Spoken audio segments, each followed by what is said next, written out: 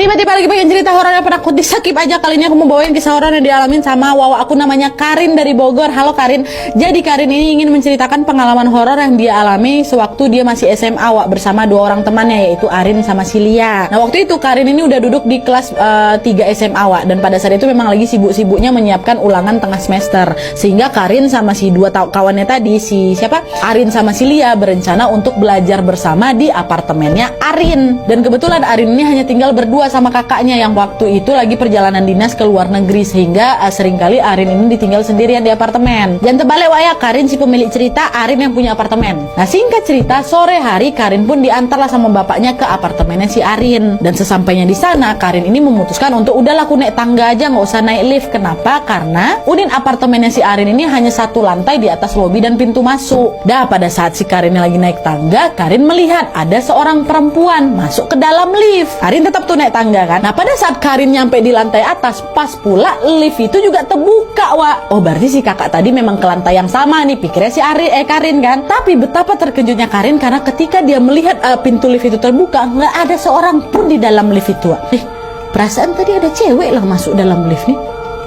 Lantai berapa dia orang nih? Lantai pertama kok yang bakal kebuka pintu nih? Pikirnya si Karin dalam hati. Tapi waktu itu gak digubris sekali itu sama si Karin, Wak. Karin langsung lah berjalan ke unitnya Arin kan. Kebetulan dekat pula tuh lift sama unitnya si Arin ini. Dari tok orang. Woi Karin ini Karin, kata ya. Terus ada yang nyaut, bentar, katanya dari dalam kan. Dan pada saat itu entah kenapa kata si Karin ya, hawa di sana tuh jadi langsung gak enak tuh loh. Kok gak enak nih suasananya gitu kan. Dan gak lama kemudian pintu lift yang tadi terbuka tertutup lagi kan, Pak. Set. Nah gak sampai 3 detik nih ya, pintu lift itu terbuka lagi, set.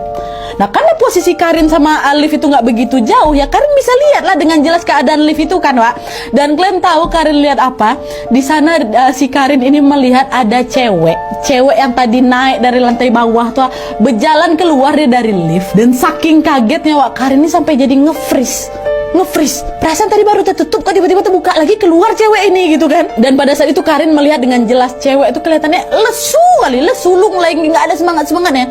Jalannya kayak gitu. Bahkan cewek itu berjalan ke arahnya si Karin dan melewati punggungnya Karin. Kayak mana nggak sampai nge-freeze si Karin waktu itu karena Dan setelah si Karin langsung ambil handphone, di teleponnya itu si Arin sama si Lia kan. Dan pada saat menelpon si Lia ini, Wak, Karin mendengar suara dering HP-nya si Lia. Ini nggak di dalam, tapi di luar.